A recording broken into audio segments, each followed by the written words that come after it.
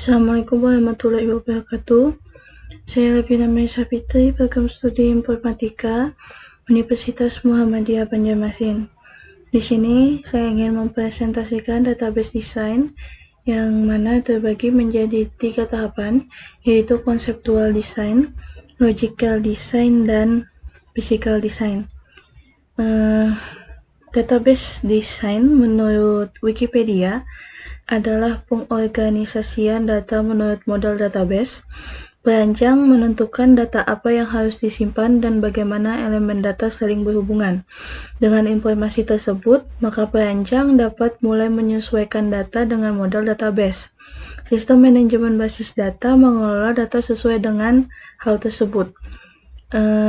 Database design adalah salah satu tahap penting dalam database system development lifecycle. Pada tahapan ini, database akan didesain dan dibagi dalam 3 tahapan, yang masing-masing tahapan punya tingkatan tersendiri, yaitu conceptual design, logical design, dan physical design. Saya akan menjelaskan ketiga tahapan desain ini berdasarkan studi kasus yang saya pilih, yaitu pada kasus kafe pemesanan makanan dan minumannya. Kita akan langsung masuk ke desainnya. Yang pertama adalah conceptual design. Pada conceptual design ini, desain yang dibuat masih berbentuk konsep secara keseluruhan dan umum. Informasi yang dikumpulkan pada tahap analisis digunakan untuk mengembangkan deskripsi data tingkat tinggi. Tujuannya adalah untuk menciptakan gambaran sederhana tentang data yang sesuai dengan pemikiran pengguna. Tahapan ini biasanya dilakukan dengan menggunakan model entity relationship. Tujuan utama dari model ini adalah membangun entitas, atribut, dan relasi. Pada kasus ini, konseptual desainnya menunjukkan secara sederhana tabel-tabel yang nantinya akan dibuat. User akan membuat sebuah pesanan sesuai dengan menu yang diinginkan pembeli. Di sini tidak ada tabel pelanggan karena pembeli tidak harus menjadi membership atau mendaftar untuk membeli suatu barang. Untuk membuat konseptual desain, yang pertama adalah menentukan entitas. Di sini ada 5 entitas, yaitu user, menu, kategori, pemesanan, dan detail pemesanan. Setelah kita tentukan entitasnya, kita akan menentukan atribut setiap entitasnya. Untuk user, ada ID user, nama pengguna, label, username, password, dan click add. Untuk kategori, ada ID kategori, nama kategori, total, dan click add. Untuk menu, ada ID menu, nama menu, harga, stok, dan click add. Untuk pemesanan ada ID pesan, tanggal pesan, total, bayar, kembalian, dan click add. Untuk detail pemesanan ada harga, quantity, subtotal, dan click add. Setelah kita tentukan atributnya, maka kita akan menentukan relasi. Jadi relasinya seperti ini. Untuk setiap user akan membuat banyak pemesanan. Dalam setiap pemesanan akan memuat banyak detail pemesanan. Di setiap detail pemesanan akan memuat banyak menu. Menu ini tersedia dari kategori yang sudah ada di KP tersebut. Jadi setiap kategori akan menyediakan banyak menu. Setelah kita tentukan entitas, relasi, dan atributnya, maka kita dapatkan konseptual desainnya seperti ini. Setelah konseptual desain selesai dibuat, selanjutnya kita akan membuat logical desainnya.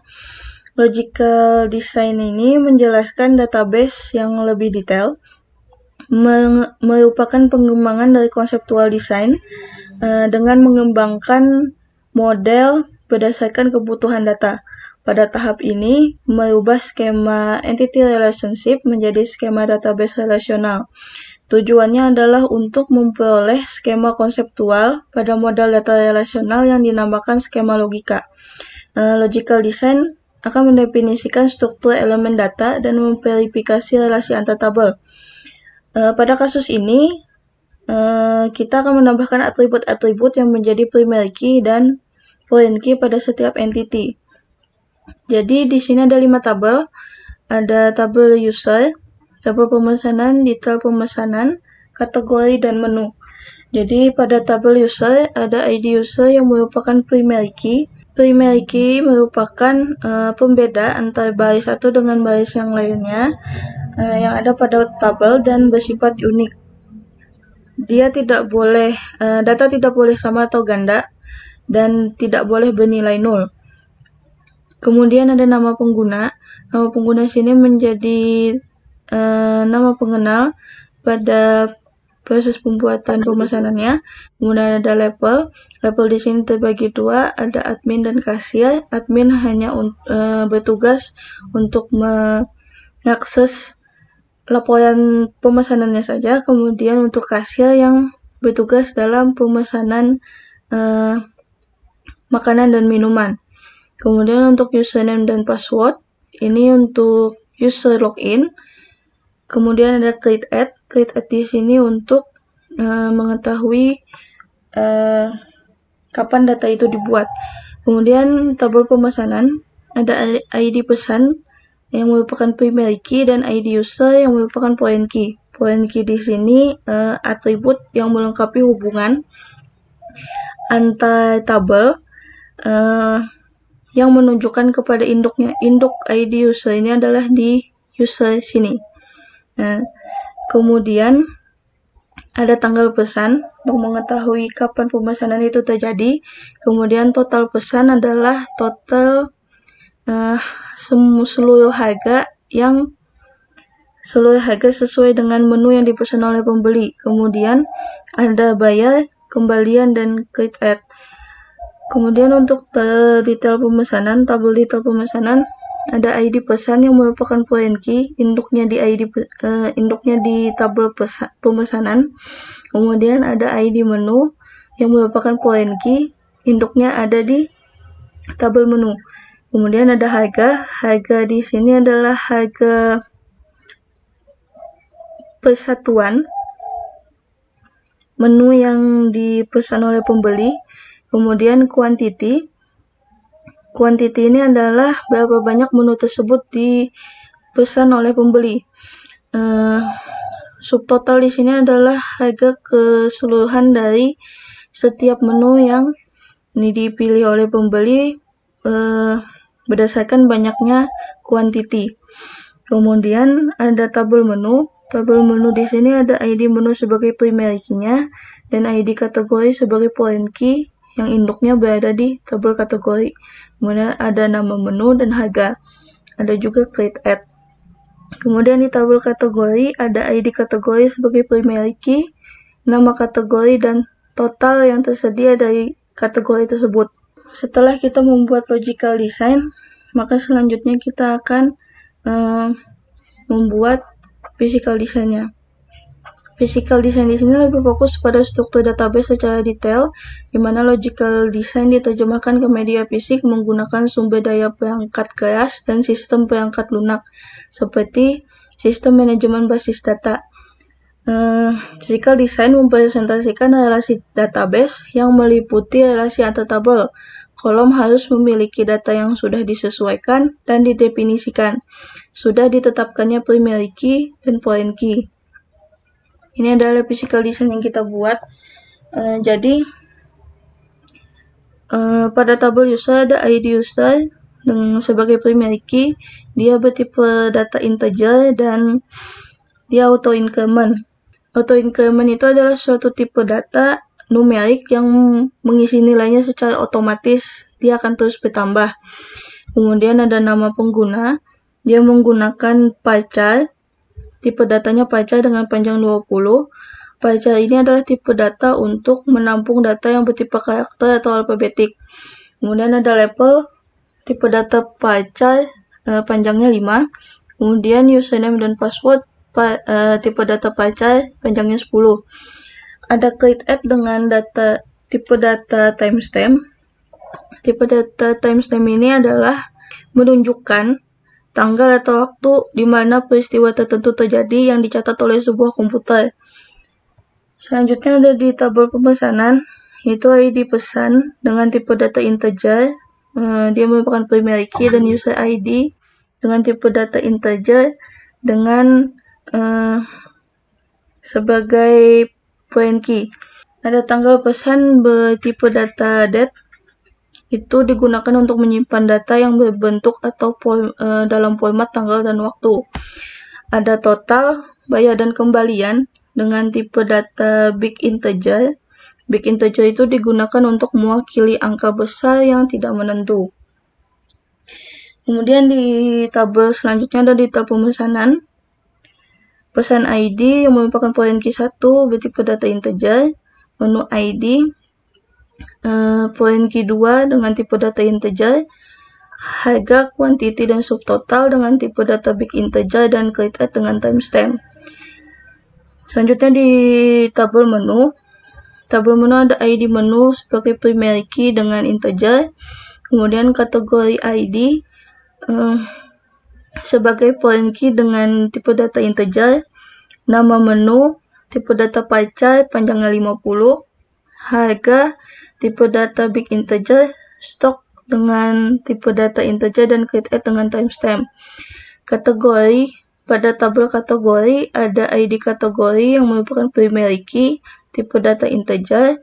Nama kategorinya tipe data pie chart dengan panjang 20. Ada total dengan tipe data integer dan create at pada tipe data timestamp.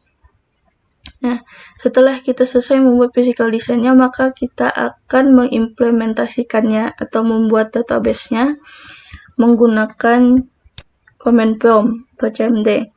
Di sini saya juga menggunakan sum. Bisa dilihat di sini di phpMyAdmin masih kosong, jadi kita tambahkan database yang ingin kita buat, yaitu database KP.